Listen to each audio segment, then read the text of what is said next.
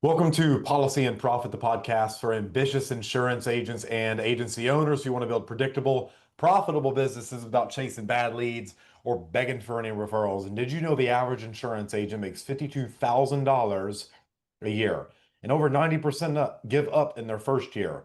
The top 1% doing anything with their license are making 5 to 10 times as much selling the exact same policies, earning anywhere between 150,000 and 500,000, $500,000 in take-home income. And it's not luck, it's leverage. The secret is that they are following a system to generate fresh, hot leads. They're not buying them. Book appointments and close policies like clockwork.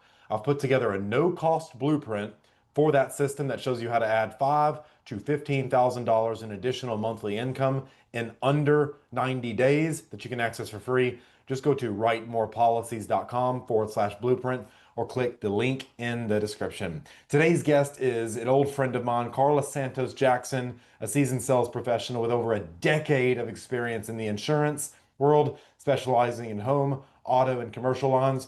She is a proven top performer with the 1099s to back it up. So, with the ability to drive strong sales growth, build lasting client relationships, and continuously expanding her referral network. So, Carla, welcome to the show. It's great to see you again. Tell me something you believe is the key to succeeding in insurance sales that most agents completely overlook. Okay, so where do we start? I think one of the things that is definitely important is having emotional intelligence in sales. I think that's definitely one of the key components of that, is just because um, that's, give me one sec. You're totally okay. I'm like, oh man, I'm sorry.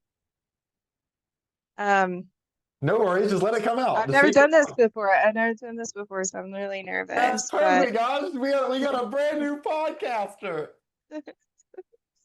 I'm sorry. But no, what I wanted to talk about was kind of one of the things that it's definitely the psychology behind sales, right? So in order to be that top performer, you kind of have to put yourself out there and not really be intimidated by what people may think and things like that. And then also when you're talking to these people, really listen, fully be engaged, because they're going to tell you everything you need to know to lock in that sale. I think a lot of the times we get caught up with scripts and things like that, whereas to we should um, really listen. I mean, obviously scripts are there for a reason. They're there to make the call run a little bit smoother. But I think get out of your own way, get out of your own head, talk to these customers. They really, one of the things that's really helped me is when I make things more conversational. And that's how I engage with my customers. I truly make them feel like have empathy for whatever they're telling me. I think that's one of the things that's helped me really be successful and form lifelong clients. Carla, when you talk about the psychology, and just before we go ahead, you might want to move your mic piece a little bit closer to your mouth, just that way it remains clear the entire time. You don't have to put it all the way in. Just there you go, perfect. Go more into the psychology. I just want to make sure people are able to hear your answer because you're someone who is doing pretty good. By the way, what's been one of your biggest months in sales, out of curiosity?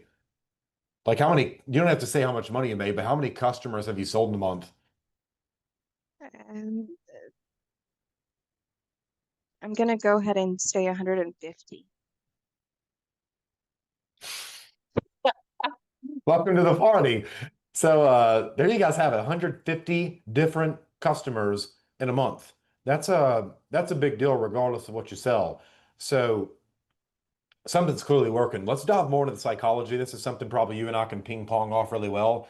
Something I really enjoy is how do I enter dialogues people already have in their heads. And if you go look at any of my Facebook comments, you'll see people like, Mason, get out of my head. What are you doing in my house? It's like, how'd you know I was thinking that? You took the words out of my mouth. And I have almost a 99% predictability of knowing exactly what someone is thinking, what someone is feeling, what someone is going to do in almost any given scenario. Granted that I created the environment for that to happen. And so I think once you really dive into psychology, and more importantly, you have to ask what influences psychology, because that's something no one talks about. And it comes down to reproductive biology and sociology. It's the environment, it's your genes, it's your body that dictates a lot of the thoughts that you have, the internal self-image. So, Carla, let's go into more of the psychology stuff because I know you're really passionate. It fits into our talking point for today about really understanding the nuance and the beauty of sales. I think it is a lost art. I think words do create worlds, metaphorical rooms in the customer's heads. And in the sale, I understand the customer does not give a single shit about me. There's two people, Carla, in this world who care about me and my story. That's me and my mama. And my mama lived through it, and it was bad enough the first time. She doesn't want to hear it a second because she feels bad. So I'm really the only person who wants to hear my story. The customers don't. So I don't matter in the sale. I don't, all I try to do is be familiar and blend in with them. Humans are very good at being a chameleon. So, uh, what are you referencing when you say understand the psychology of sales and the consumer mindset? Let's go into more of that. What are your thoughts on that?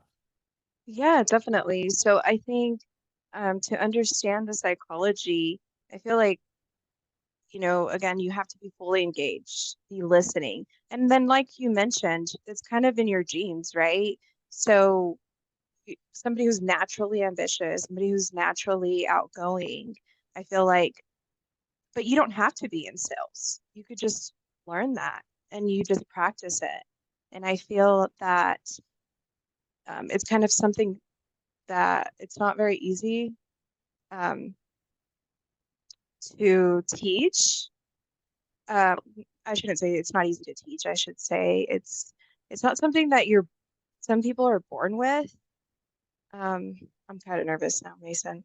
No, no, Put me no on the worries. spot. And the just Um, to come in, the gene thing I'm actually referencing comes down to like selfish gene theory, Richard Dawkins. And what we typically see in sales is men will typically buy products for one reason, and women will typically buy products for one reason. And for men, it is to increase status. And for women, it is to increase security or feel safer. And that's typically how most of the both genders make 99% of their decisions around anything. Men are typically going to do things to where they feel they are more able to be a good fit to attract a desirable mate. It's the only reason men do anything. Life's kind of boring without our counterparts, right? So this is why we do things. Women try to make decisions to live long enough to reproduce based on storing information, prefrontal cortex, because back in tribal ages, a woman's livelihood depended on a man. So naturally, the more attention she got, the safer she was, which is why women love attention in today's world. It's nothing personal. It's just how their brain has stored a survival mechanism. And for men, the more important they are, the more protector and provider archetype they fill in, the more likely they are to procreate and reproduce. So uh, everything's learnable, and it's not that it's necessarily hard to teach. I think the problem with teaching in today's industry is it's all sales training rather than buyers training, creating buyers. And then around that, you have to really want to learn this stuff. You have to be interested in it. That way your brain kind of soaks in the information because let's be real, Carla, this is can be misconstrued, perceived, thought of, felt as very manipulative. And all the word manipulation really means is to handle something artfully or skillfully. So, where did you kind of get your background in sales? Where did you learn this? yeah, so I I think I would say the first time I ever had a sales job was at a furniture store. And definitely the way that you say it's very manipulative. Yes, it is, but it's just like people want to be sold. They just don't want to feel like they're being sold or, people can't make decisions for themselves. So they want somebody to tell them and make them feel secure in the decision that they're. And so I learned that working at a furniture store, selling furniture. I mean, I was working with families, wife, husbands. Um, the environment was very laid back as far as sales. However, it was very cutthroat. So I learned a lot of skills through that. I learned how to read body language, how to, um, you know, figure out just by the way somebody's demeanor and think, okay, this person's serious, this person's not serious. Things like that you pick up on. Now, what I do a little bit more now is a lot of transactions over the phone. So I've had to learn to pick up on, different people's tonalities and things like that.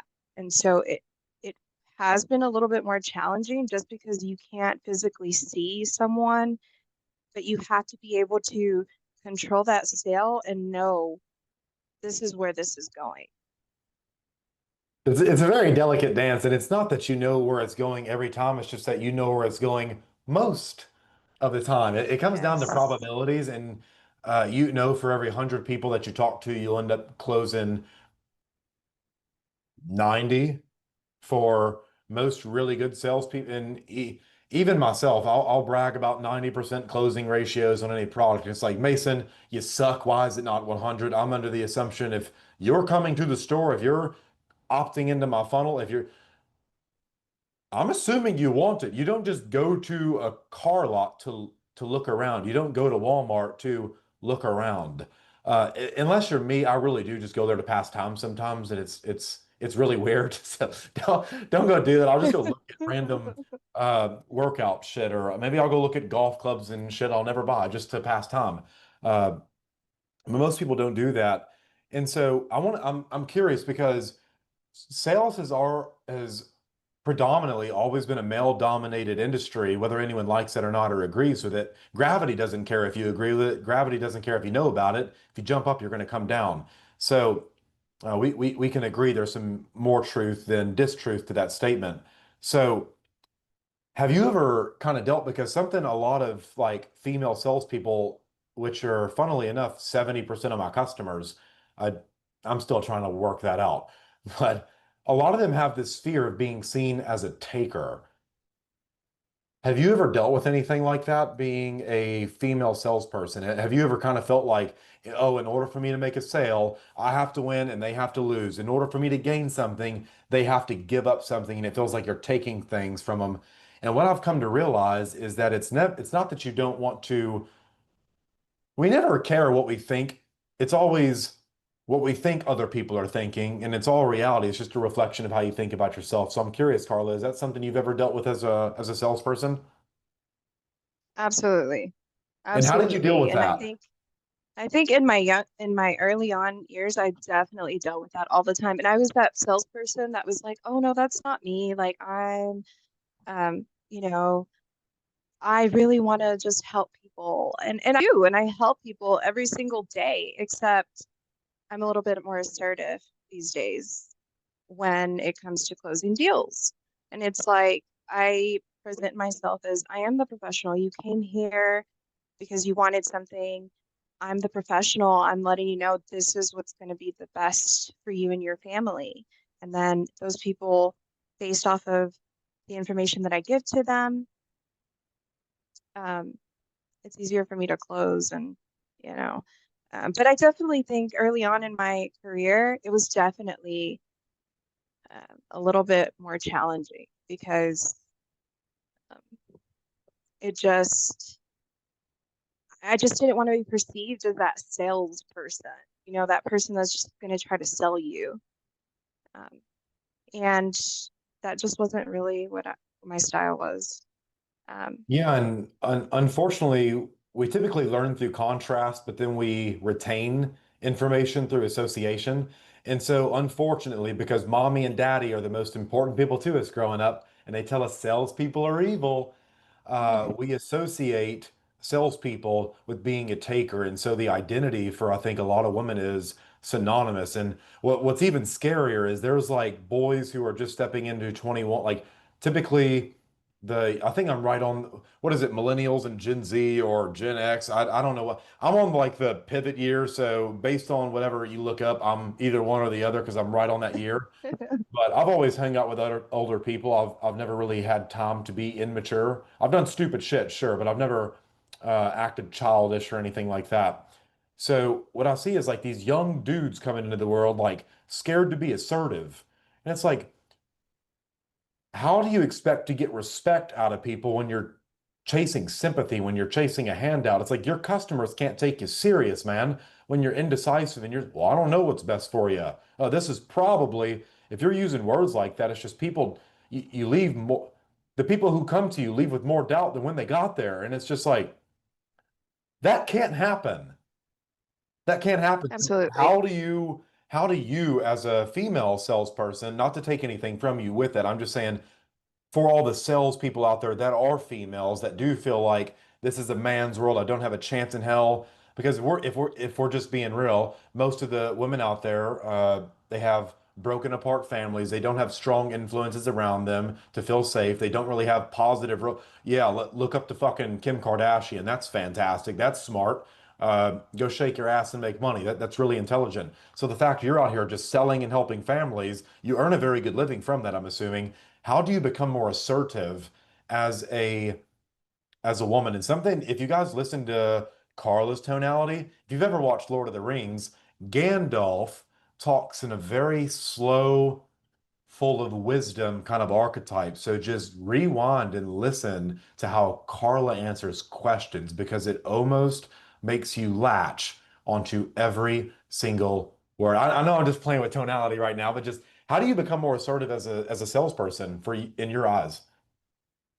In my eyes, I've become more assertive, honestly, by being more authentic and truly knowing I am the professional.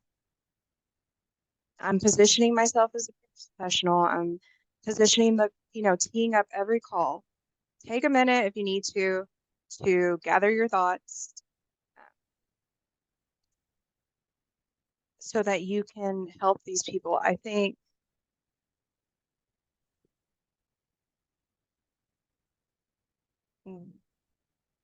one of the things that has helped me is I truly rely on knowledge. I do. And I believe in what I'm selling, which makes it easier to sell because I believe 100% in it. And also, don't don't really ask for permission on a call. Don't lead with things like, can I get or may I have? No. These people are calling you or you're calling them. You're trying to help them. So they know you're, for example, on an auto policy. They've shopped these before. They know that you need a driver's license number, an address. So get the information.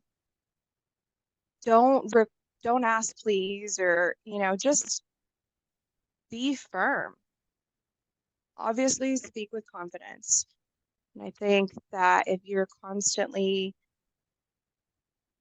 you know, Oh, um, okay. Yeah. please, yeah, it just, who wants to buy from someone like that? No one. So it takes a lot of confidence, but it's definitely going to take a lot of reps as well. Uh, So You mentioned something a while ago when I hear people ask, "Can you?"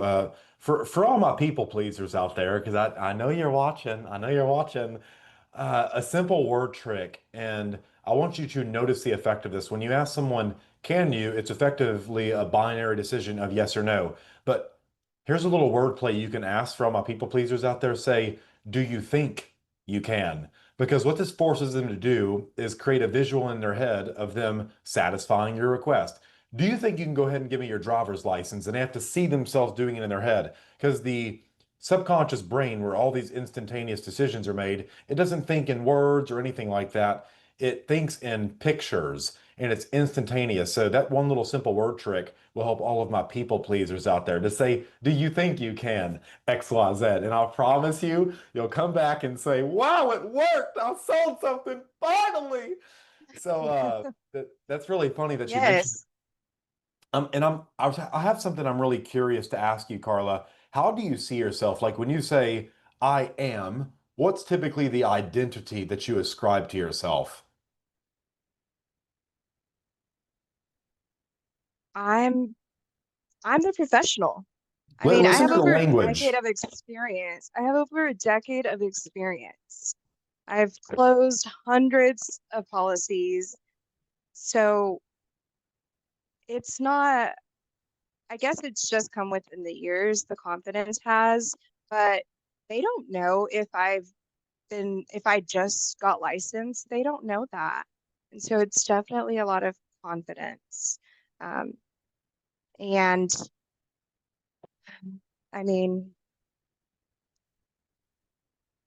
I guess I should, oh my No, gosh, this is I really, love what you're saying because if you look at if you ask most insurance agents how they would define themselves, if you ask them the question I just did, well, I'm an insurance agent. It's like, wow, go tell someone you're an insurance agent and see how they treat you. It's almost like a sneer on their face, like, ooh, I wouldn't touch you with a 10-foot, what's that Grinch song, 21.5 foot pole or something?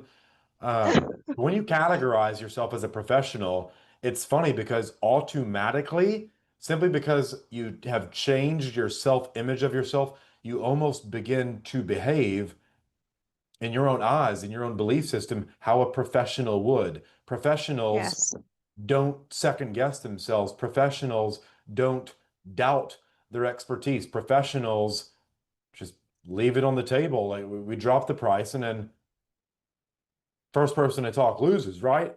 And so it's simply by redefining how you see yourself. Don't say an insurance agent, I'm a business owner, I'm a consultant, I'm a licensed professional, I'm a, I've told families I'm a people pleaser before. And listen, I'm brand new to this whole insurance thing, but my mom would beat my ass if I got you guys in something that wouldn't help you. And families in Kentucky thought that was the funniest thing in the world. I had more people buy out of humor than anything. And it's just simply because I understood that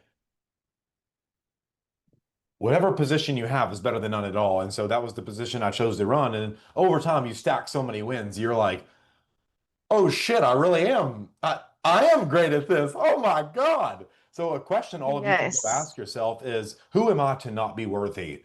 And what your brain's going to do over the next day, week, month is you're going to look for all the reasons why you're not worthy. And your brain's going to come back one day when you're in the shower, brushing your teeth, and you're going to say, hey, Carla, I couldn't find any reasons why we're not worthy. And you're going to go, oh shit, I guess I am worthy.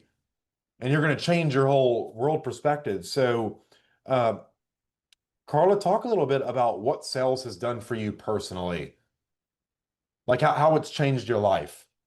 yeah. So it's changed my life in the way that I've been able to change my family's life.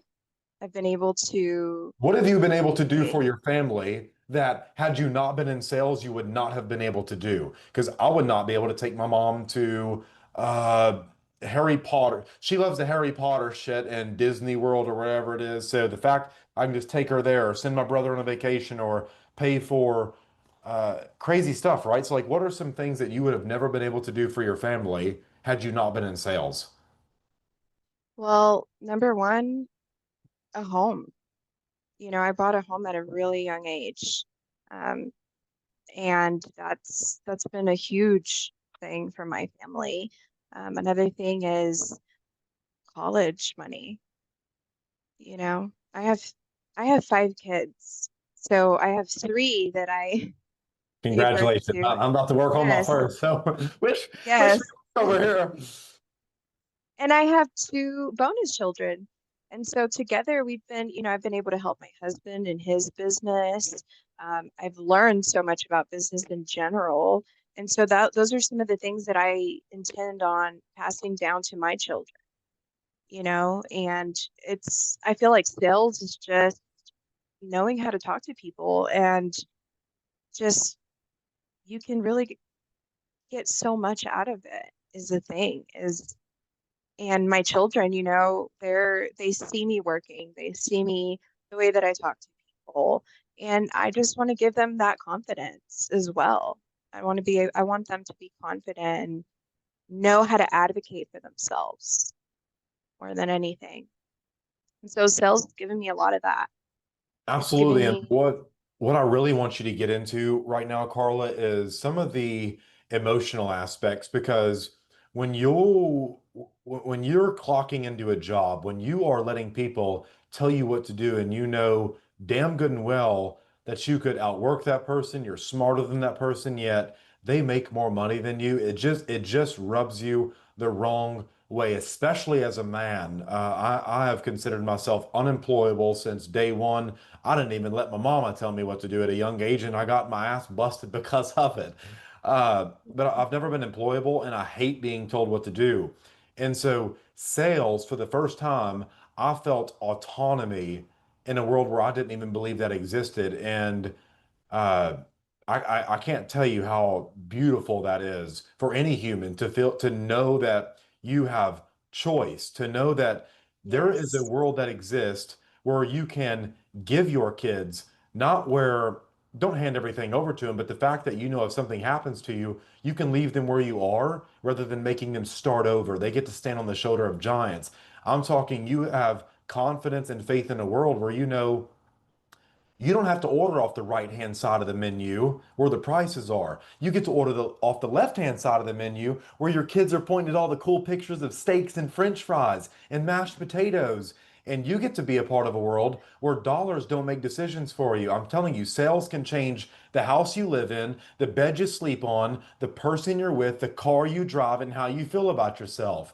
So, Carla, what has that experience been like for you? Like, what do you look at today that you before you got into sales would be like, that's impossible. I don't believe there's something out there so beautiful like that for me. Because I'll just tell you this, I'll be very vulnerable right now. I remember I shut down a 40 to 50 grand a month coaching business in the insurance industry last September in hopes of launching a new sales training. And I got ahead of myself. I took an educated risk, and unfortunately, it just didn't pan out the way I wanted it to. But I made a very stupid decision to leave everything behind because I'm a both foot in or both foot out kind of person, burn the boats. And so luckily, I still have a fantastic reputation in the insurance world, but the fact I've been able to come back in the last 14 days and already be back to 20K a month, like, where else can you fucking go and do that? So, Carla, what I want you to tell them is what life is like now on the emotional side of things. How do you wake up feeling, know that you can sleep in and you're not going to lose your house? You can give your kids what they want and you're not going to be poor. Like, talk to us about that because I think that's what people really need to understand about how beautiful this world is.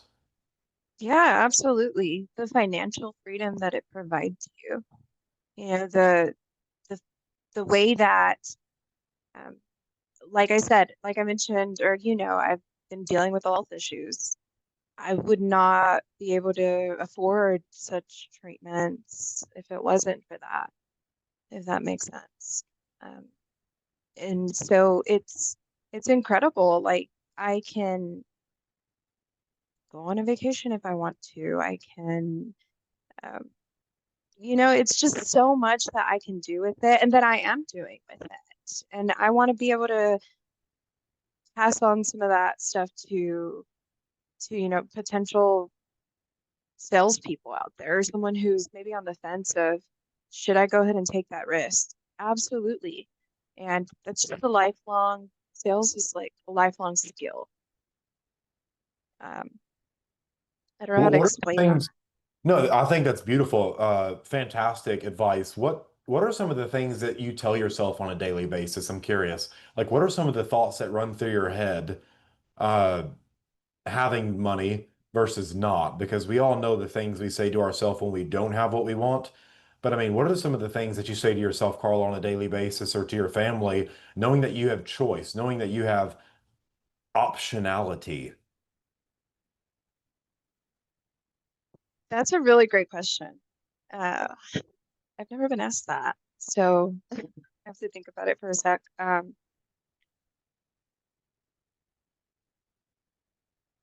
gonna circle back to that.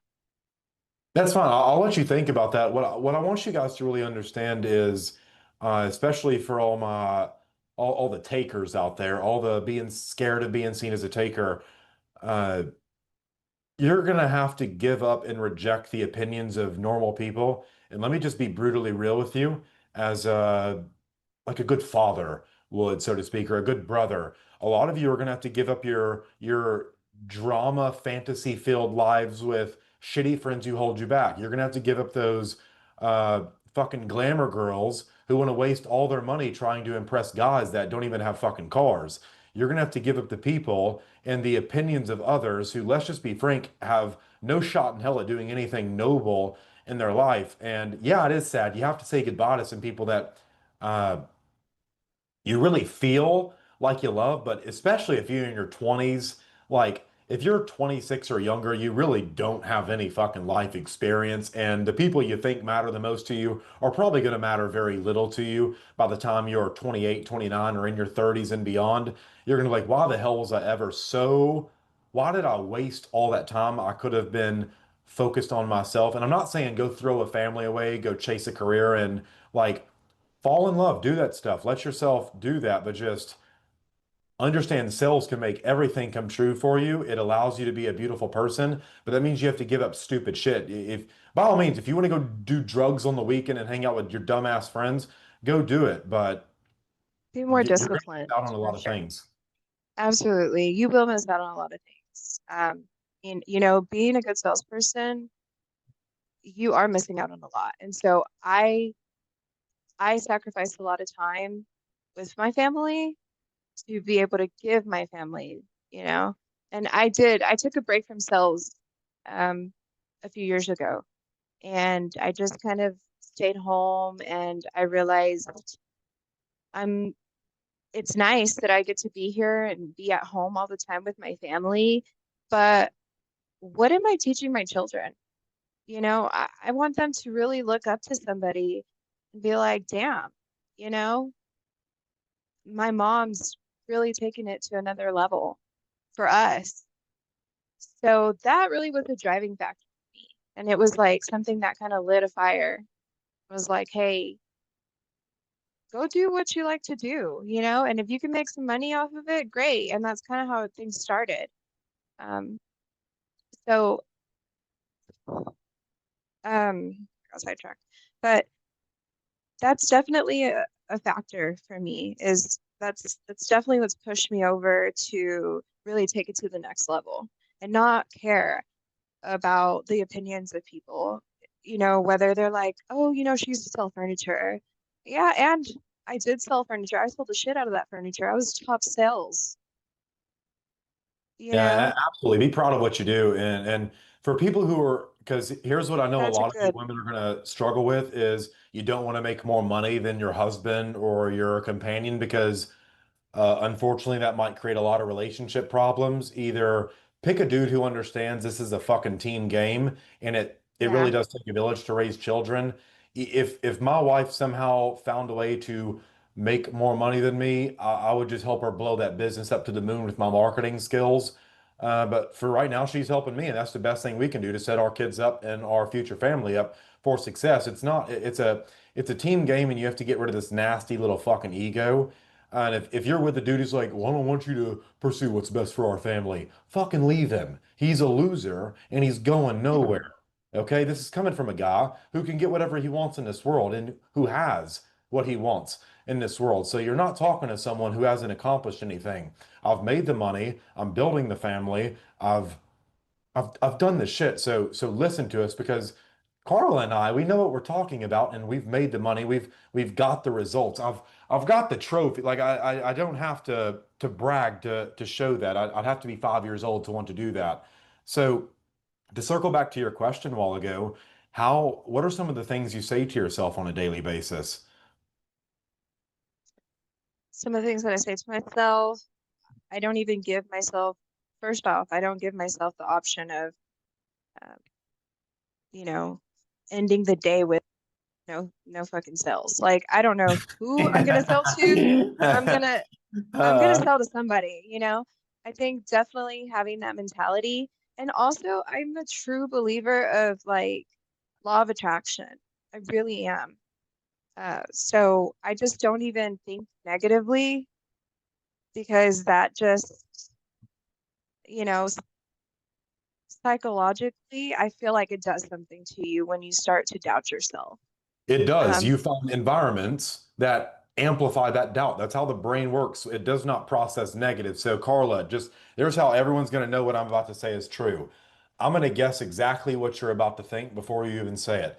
Do not think of a blue tree. If I had to guess, the first thing that comes to mind is a blue tree. Am I right or am I wrong? You're absolutely like before you even completed the sentence, I was already thinking So really here's the true. thing. When you tell your brain, I don't want this, all it pictures is the thing that you said you don't want, but the brain deletes negatives. And so then you find yourself in a situation with all the things that you said you didn't want. And I said I didn't want this. Focus on what you do. Exactly. Well, I'm going to prescribe everybody right now a 21-day PMA diet. And if you're wondering what the hell a PMA diet is, it's called a positive mental attitude. And so you only focus on what you want, you ignore what you don't want, 21 days. Watch how much better your life is. I know, it sounds so silly. It works. It works. Yeah, Law of attraction is actually a very real thing. So that's just how the brain works. I'm glad you said that. absolutely. What's a non-negotiable for you? Non-negotiable for me, like I said, ending the day without helping someone. And I say, that's non-negotiable for me.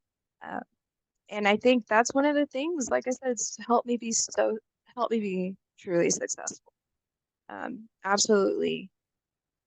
That's non-negotiable. In sales, it should be, that's your job to sell. So if you go home that day and you didn't sell anything, you didn't do your job. And think about, for me, when I'd leave, and I mean, I'm not gonna lie to you, there was days where maybe I left and I didn't sell anything. And like, I was very disappointed because I thought, I missed my son's soccer game to be here. You know what I'm saying? Yep. And I didn't sell anything. So it's a tough one, but the more you do it, the easier it is to, figure out patterns within yourself. Be self-aware. Be very self-aware.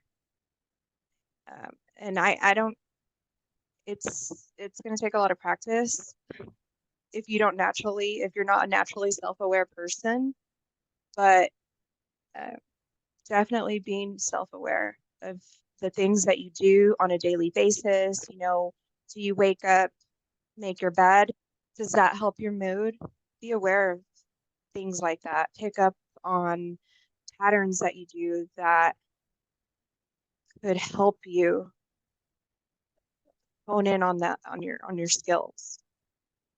Absolutely. Some very So, practical ways to do that. Just write down your day in 15-minute increments. I did this, I did this, I did this, and go back after a week of doing that every day, and you'll say, why in God's green earth did I spend 18 hours this week on the electronic income reducer?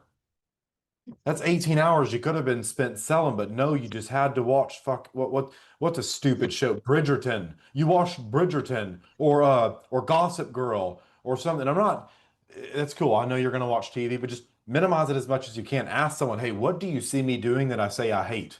Oh, that's a big one. When you feel an extreme emotion, ask, what am I choosing to make this mean? And you'll notice how yeah. you just automatically associate things. So that is fantastic advice, Carla. We are going to this has been really valuable for the agents and agency owners listening who want to learn more about what you do. Tell us who's a good fit to work with you and how they can get in touch. So at this time, I'm currently not, I'm not looking for help, I should say. At this time, I'm really not. I can't talk too much about what's in the works, but yeah. Um, at this time, I'm just doing independent work. I'm trying to do what I can. I'm not quite there yet, but that can change. And I hope that, I could help someone maybe close a few extra deals this week, or, I don't know. Well, yeah, Um, if anyone has any questions, should they message or email or anything, or just not message you oh, at all? You've got no, no. Yeah, just don't even. Uh, no, Yeah. definitely message me. Find me on Facebook. Follow me on Instagram. Follow me on Snapchat. Um, I'd love to get some tips, give some tips. Just connect, really. I enjoy making friends and just talking. So find me on the Funny. So socials. I'll put your yeah, well, so we'll wrap up here. Thank you so much to Carla Santos Jackson for sharing your insights. You guys go thank her in the comments down below on the psychology of sales, kind of the emotional pendulum that swings very far compared to any other industry or area of expertise. For those of you interested in learning more about Carla and what she does or any future opportunities, I will have her Facebook link and all of her socials down below in the description. You can go message, follow, or connect with her there. I highly encourage it. She's a fantastic person. If you would like to be a guest on Policy and Profit, we're always looking for successful agents and agency owners doing at least 10K a month in commissions and have unique strategies to share. You can apply at the link down below in the description or the pinned comments. And one more time, if you want to stop chasing leads, start booking qualified appointments with people who actually want to buy insurance, grab our free booked and banked blueprint at writemorepolicies.com/blueprint. Until next time, keep building that commission machine, my friends. Carly, you absolutely crushed it. It was a fantastic Thank you. episode.